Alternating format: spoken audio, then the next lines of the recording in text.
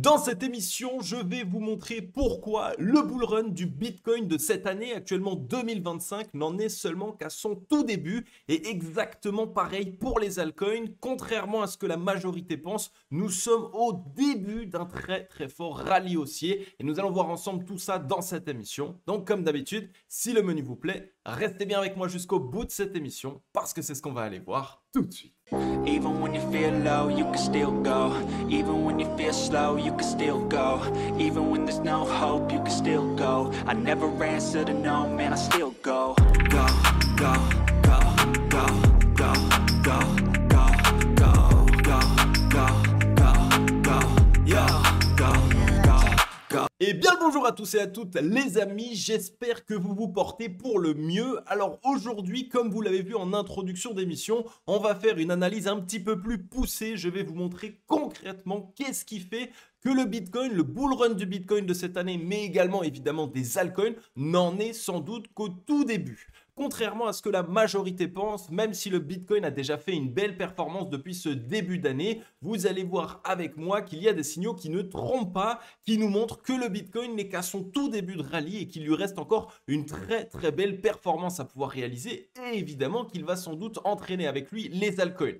Je vais clairement vous montrer tout ça dans cette émission, ça va être tiré de plusieurs types d'analyses, on va voir évidemment la psychologie des investisseurs, on va voir un petit peu d'open interest, c'est-à-dire tout simplement les ouvertures en termes de levier qui sont actuellement exercées sur le marché crypto-monnaie parce que le problème souvent sur le marché crypto et n'importe quel investisseur, c'est que vous avez tellement la tête dans le marché crypto, tellement la tête dans les analyses, les vidéos et tout ce qui se tourne autour de ce marché, de cet écosystème que vous en oubliez de prendre du recul. Et aujourd'hui, c'est ce qu'on va faire ensemble, ce travail ici de prendre du recul, d'essayer de voir concrètement à où est-ce qu'on en est et vous allez voir que en faisant ce travail-là, cela va vous permettre de comprendre que si vous êtes actuellement positionné, que vous êtes sur le marché crypto-monnaie, nous avons encore de très très gros gains à pouvoir réaliser et justement, nous avons déjà sorti énormément d'investisseurs et nous avons également sorti beaucoup de liquidités du marché, ce qui fait que les gros vont pouvoir se positionner. Donc comme d'habitude, si le menu de cette émission vous plaît, n'hésitez pas à laisser votre meilleur like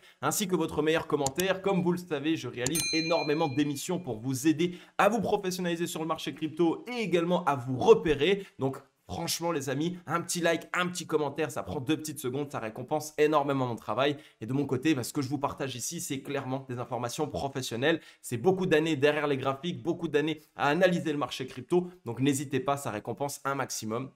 Et on va pouvoir directement entamer.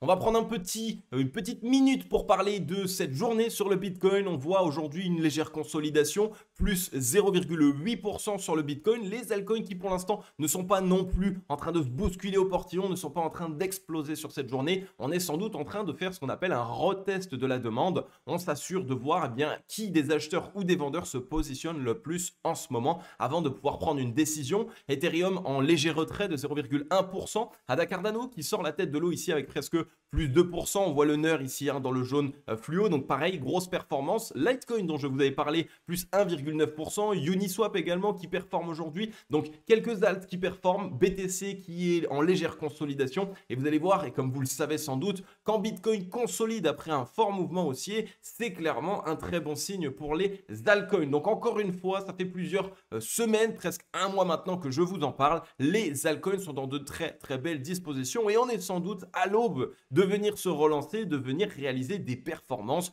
Donc pour l'instant les amis, clairement tout se passe très bien. Et pour les personnes qui n'êtes pas encore en position ou qui ont fait l'erreur de partir des altcoins pour aller vers le Bitcoin, essayez peut-être de reprendre votre portefeuille. Nous sommes ici à l'aube, selon moi, de démarrer la deuxième phase du bull run, mais surtout la première phase du bull run des altcoins. Donc vraiment les amis, gardez bien tout ça en tête. On va passer rapidement le Scalpex Index que je voulais vous montrer aujourd'hui. Qu'est-ce qui fait que je vous ai annoncé dans cette introduction d'émission que le Bitcoin est seulement à son tout début en termes de bull run, que le bull run du marché crypto-monnaie n'a en réalité pas grandement démarré, puisque là c'est ce que tout le monde pense, tout le monde se dit oui, ça y est, le bull run a déjà bien commencé, on va peut-être terminer le bull run en cette fin d'année 2025, mais non, les cycles ont complètement changé, mais aussi, étant donné qu'on a changé les cycles, on a également changé la psychologie du marché. Là où la plupart plupart des personnes qui venaient sur le marché crypto-monnaie voulaient des gains rapides, voulaient rentrer et pouvoir sortir avec de gros multiples très rapidement, eh bien on en est dans une phase tout autre.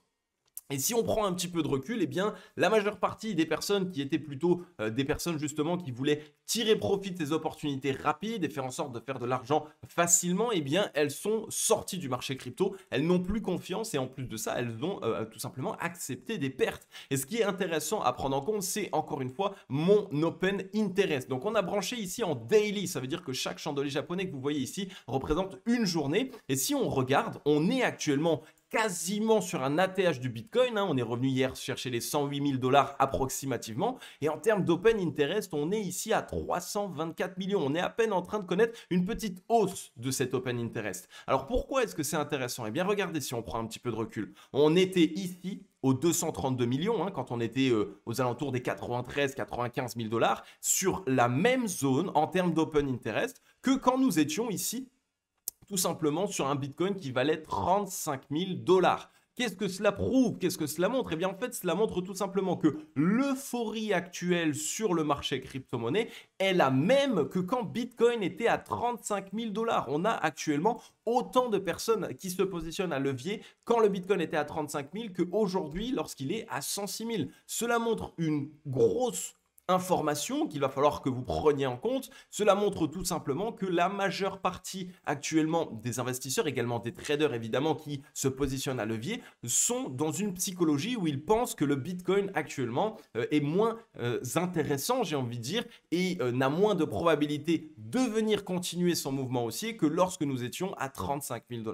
Donc en termes d'analyse de psychologie, c'est très très fort parce que le Bitcoin a déjà fait de très belles performances. Je rappelle que le plus bas de ce bull run était les 16 766, donc clairement de belles perfs. Et pourtant, après ici avoir eu une belle euphorie qui était revenue, comme vous le voyez, aux 108 000, donc quand on était venu faire ici un pic aux 485 millions d'Open Interest, regardez-moi ça, ce mouvement ici qui était un wedge, donc un biseau descendant, est venu exploser la psychologie et complètement faire chuter l'Open Interest, alors qu'aujourd'hui, on est de nouveau exactement sur la même zone que quand on était à 485 millions d'Open Interest. Donc ça, c'est un super signal, clairement les amis, pour nous montrer que bien cette consolidation baissière, donc ce wedge ici qu'on a vu ensemble, est venu complètement abaisser la psychologie des investisseurs, également des traders, et surtout que beaucoup actuellement ne croient plus dans le marché crypto. Et comme vous le savez, quand plus beaucoup de personnes ne croient dans le marché crypto, c'est là où on fait les meilleures performances. Et si on prend du recul, regardez ici sur le bull run de 2021, avec ici donc le premier top qu'on avait fait en avril 2021, le deuxième top en novembre 2021, l'Open Interest, les amis, on était à 1 milliard d'Open Interest, 1 milliard de BTC ouverts.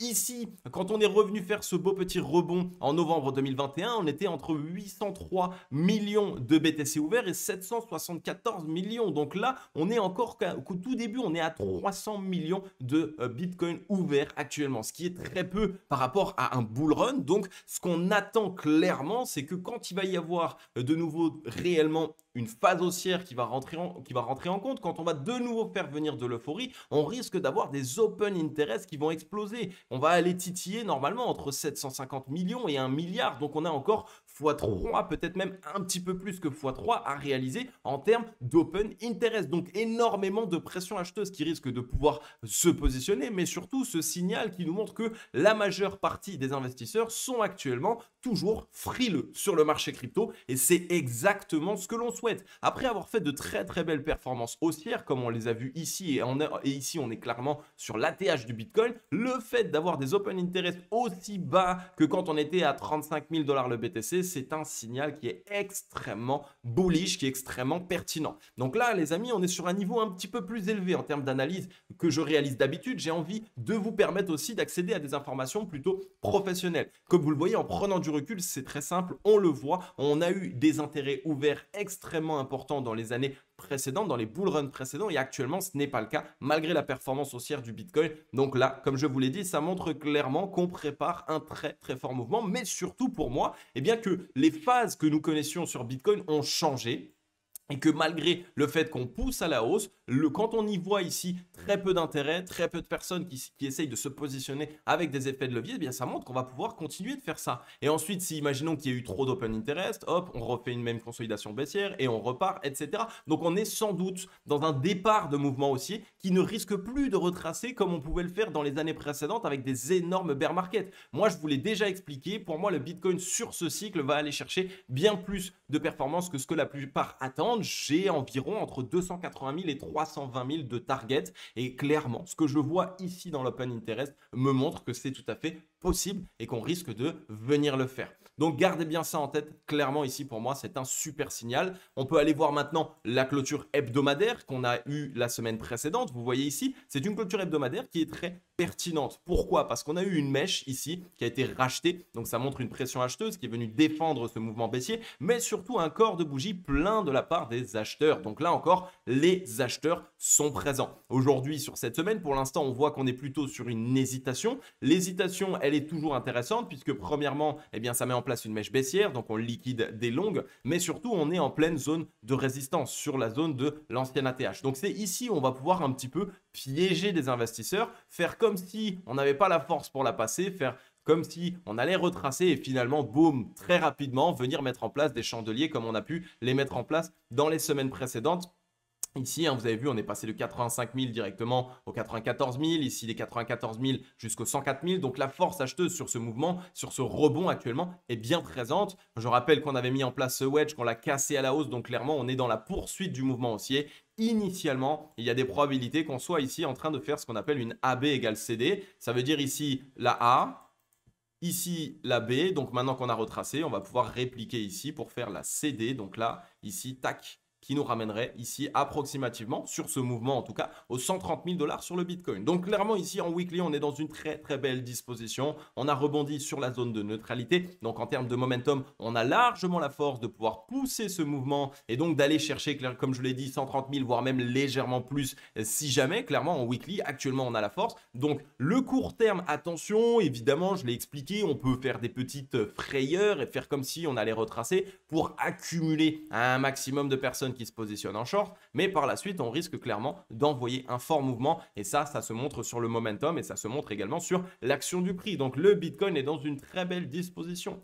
Si on prend Ether, lui, évidemment, qui est aussi dans une très belle disposition. Je rappelle qu'on était en pleine zone de rechargement acheteuse. On est venu mettre en place un beau rebond à l'intérieur, mais surtout, regardez-moi cette chandelle. C'est une réaction acheteuse de professionnels. Ça montre qu'ici, il y a des très grosses whales, des très gros portefeuilles qui se sont positionnés dans la zone de rechargement acheteuse de Ethereum. Donc clairement qu'on ne veut plus voir le prix d'Ether revenir sous cette zone, à moins qu'il y ait encore juste un peu d'accumulation et donc on revienne dessus pour par la suite exploser. Mais en tout cas, malgré tout, si on prend du recul à moyen et long terme, on est ici en train de montrer un très fort signal de reprise acheteuse. On voit qu'on a eu la semaine précédente ici de l'indécision. Donc là aussi, on est revenu chercher évidemment les stop short qui étaient au-dessus de notre tête. Ça, c'est un très bon signe, vous le savez, ça nous permet de lever les stop short pour pouvoir par la suite du coup poursuivre le mouvement et clairement aller s'attaquer au nouveau stop short au-dessus de nos têtes. Et cette semaine où on est encore une fois en hésitation. Ce qu'on aimerait voir pour être sûr d'être plutôt haussier, c'est évidemment d'aller rechercher la clôture hebdomadaire précédente, les 2744 $.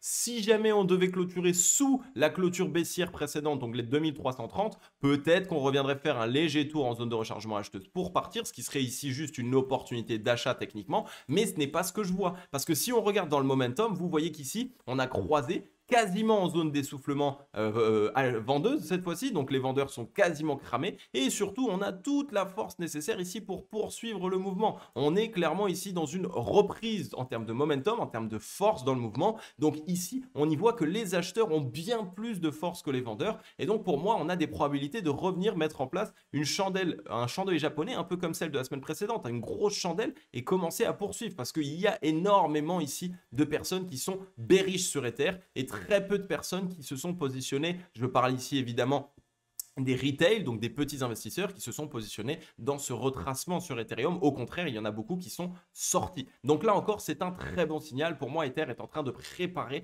sa reprise acheteuse. On est au-dessus de la belle zone de support des 2000 $. Donc là aussi, un très très bon signal. Gardez bien ça en tête. Si on vient rapidement sur le crypto total ici, le crypto total comme on le voit est dans la même disposition que Bitcoin. On a cassé ici du coup ce wedge, ce biseau descendant, on l'a cassé à la hausse. Donc là encore, objectif AB égale CD, je vous l'avais déjà préparé ici. Là, AB égale CD qui devrait nous permettre d'aller chercher les 4230 milliards de capitalisation. Donc là encore, un nouvel ATH. On est juste en train de créer un peu de frayeur ici sur cette zone de résistance qui est évidemment la zone dure qui nous sépare d'un nouvel ATH. Donc c'est normal qu'on y crée de l'hésitation et puis aussi que les vendeurs essayent un mouvement baissier. Donc là, ici, clairement, je pense que d'ici quelques semaines, cette semaine, peut-être sans doute même semaine prochaine, on risque clairement d'essayer de s'emparer de cette zone de résistance. Comme vous le voyez, on est au-dessus de la zone de neutralité. Donc là encore, le momentum se dirige pour les acheteurs. Si on prend peut-être un chouïa de recul au niveau des alts, je vous avais déjà montré, on a une épaule tête-épaule inversée qui s'est mise en place. Donc clairement, un retour ici aux 1030 milliards de capitalisation. Et par la suite, vous le voyez ici, on a fait exactement la même chose. On était à peu près ici dans un canal descendant, comme vous le voyez, qu'on a cassé à la hausse. Donc clairement, la poursuite du mouvement haussier, là aussi, les altcoins sont sans doute en train de mettre en place leur mouvement de reprise. Donc c'est pour ça que pour moi, les alts sont dans une belle disposition. Et là également, si on prend le crypto total qui l'a exclu uniquement le Bitcoin, on est en pleine zone de résistance importante. Donc c'est normal qu'on la travaille, c'est normal qu'on ne la passe pas tout de suite. Mais par contre, dans les semaines prochaines, on veut voir une grosse chandelle, une explosion de cette zone de résistance et faire en sorte de pouvoir s'en passer, en fait, clairement partir bien plus haut. Et vous voyez ici, on fait toujours des plus hauts, de plus en plus haut dans le momentum. Donc là, clairement, on peut essayer de valider un W de reprise de momentum. Et là, c'est clairement ici énormément de liquidités qui vont rentrer à nouveau sur le crypto total qui exclut le Bitcoin, donc les altcoins qui pourraient aller faire enfin un nouvel ATH, puisque vous voyez qu'ici, on n'en avait pas encore réellement fait. Donc ça peut être super intéressant de voir ça et aller chercher au-delà des 2000 milliards de capitalisation. Donc pour moi, les altcoins, le Bitcoin, tout le marché crypto est en train de préparer un fort mouvement haussier. Énormément d'investisseurs sont bearish. Très peu de personnes sont en train d'investir beaucoup d'argent dans le marché crypto, contrairement aux années précédentes. Je rappelle que dans les années précédentes, c'était normal presque pour beaucoup de gens de venir mettre 50, 60, 70% de leur patrimoine dans le marché crypto. Là, actuellement, ce n'est pas le cas. Les gens sont plus réservés, ils ont un peu plus peur. Donc, il y a un petit peu d'argent, mais pas beaucoup non plus. C'est là où justement, on a de gros signaux pour nous montrer qu'on peut relancer le marché et surtout commencer à faire de très grosses perfs. Et si on regarde du côté du dollar, qui est très important, on va d'abord juste passer la Bitcoin dominance. Je rappelle ici très rapidement qu'en weekly, la Bitcoin dominance a fait une forte hausse ici, clairement. Donc c'est ce qui est venu créer un mouvement baissier sur les alts et qui n'a pas permis aux altcoins de performer énormément. Mais on est surtout en pleine zone de rechargement vendeuse long terme. Donc là ici, clairement, on voit qu'on est en train d'avoir du mal. On a déjà eu une première réaction vendeuse ici, regardez, sur la semaine du 5 mai 2025. Donc ici, grosse réaction vendeuse. On est, comme vous le voyez, complètement cramé en termes de momentum. On a fait une fois, deux fois, trois fois, quatre fois, 5 fois, 6 fois, 7 fois. C'est la 8e fois qu'on est en zone d'essoufflement acheteuse. Donc clairement ici, on est en train d'être à l'aube d'avoir un retracement de la Bitcoin dominance. Et si on a ce retracement, ça va fuser sur les altcoins, les amis. Donc vraiment, gardez tout ça en tête. Encore une fois, je vous rappelle que je ne vous fais pas ça en conseil financier. Je vous partage uniquement mes analyses de marché professionnel, ce que je réalise moi-même sur mes portefeuilles depuis maintenant plus de 5 ans sur le marché crypto. Mais clairement, ça ne trompe pas ici. On a de très forts signaux qui nous montrent qu'on va avoir des liquidités qui vont rentrer sur le marché crypto. Et encore un signal qui nous le montre, c'est le dollar. Regardez-moi ça. Je vous ai déjà montré. Je vais peut-être pas vous le montrer 1000 fois. On est dans un énorme M-top ici sur le dollar. C'est un gros signal pour le marché crypto. On est revenu rebondir pour retester la ligne de coup ici, tac tac, on avait la ligne de coup, on l'a back-testé et on est en train de s'en faire rejeter. C'est un signal qui est juste génial les amis parce que là le dollar va chuter plus fortement. On va pouvoir essayer de retrouver selon moi le dollar entre les 95 points et 91 points, voire même en dessous, puisque j'avais déjà montré précédemment que le dollar est dans une tendance baissière long terme. Qu'est-ce que ça veut dire? Ça veut dire que clairement, vous voyez ici le dollar qui était venu faire un nouveau sommet. Ensuite on a retracé, d'accord? Un sommet ici qui est plus bas que le précédent. Ensuite, on a retracé, on a fait un bottom plus bas que le précédent. Ensuite, on a rebondi, on a fait un top plus bas que le précédent. Et donc là, on pourrait s'attendre à aller chercher un bottom plus bas que le précédent. Le dollar est baissier depuis maintenant, les amis, 1985. Donc le dollar, là où concrètement on a l'impression qu'il est fort et que c'est la monnaie qui est la plus forte, en fait non, pas du tout. On est sur une monnaie qui actuellement est dans une énorme tendance baissière depuis 1985 et on est peut-être là à l'aube de voir le dollar s'effondrer et surtout de voir un dollar chercher un nouveau plus plus bas comme il ne l'a jamais connu. Donc gardez tout ça en tête. Si le dollar vient mettre en place ce mouvement baissier, autant vous dire que le marché crypto va exploser et évidemment que l'économie générale risque de pas mal être bouleversée puisqu'il y aura sans doute une nouvelle monnaie de valeur qu'on va utiliser, donc une nouvelle monnaie de réserve qui va être utilisée dans le monde entier. Et donc, ça risque de faire un petit peu mal aux États-Unis, voir un petit peu comment est-ce que ça va se passer. Il y aura pas mal de changements. Donc, on va bien garder tout ça en tête. Mais malgré tout, c'est un très bon signal pour le marché crypto parce que si le dollar chute, toutes les personnes qui sont exposées au dollar vont essayer de chercher à pouvoir se défendre de la baisse du dollar. Et donc, il va falloir aller vers des valeurs refuges. Et évidemment, dans les valeurs refuges, il y a le Bitcoin ainsi que le gold et certains métaux précieux et peut-être un peu d'immobilier, même si pas toujours. Bref, tout ça pour dire qu'il va y avoir des liquidités qui vont aller être déversées sur le marché crypto-monnaie. Donc les amis, j'espère que vous avez kiffé cette émission. Il est vrai que j'ai un petit peu rehaussé le niveau de l'analyse technique parce que je voulais vous partager des informations un peu plus poussées. Si elles vous ont plu, comme d'habitude, n'hésitez pas à vous abonner si ce n'est pas encore fait. Activez la cloche évidemment parce que je vais vous partager un maximum d'analyse technique. Dites-moi dans les commentaires ce que vous pensez de cette analyse. Est-ce que vous êtes content d'avoir rehaussé un peu le niveau d'analyse technique ou est-ce que vous voulez de nouveau un petit peu qu'on revienne dans des analyses plus simples? Et comme d'habitude les amis, vous retrouverez en description tout un tas de petites informations pour vous aider sur le marché crypto, que ce soit mon programme d'analyse technique 100% gratuit ou également tout simplement le lien des groupes de discussion. Si vous voulez nous rejoindre et faire en sorte de pouvoir poser vos questions, être accompagné avec d'autres membres de la Team Logique, vous pouvez, c'est tout à fait gratuit. Tout ce que vous allez trouver dans la description est gratuit, mais c'est tout simplement des super outils pour vous aider à mieux analyser le marché crypto et à vous professionnaliser. Donc voilà les amis, je vais vous laisser là. Ça m'a fait extrêmement plaisir de vous faire cette émission. Je vais vous souhaiter à tous et à toutes une agréable journée ou une agréable soirée. C'était Cryptologique. Ciao.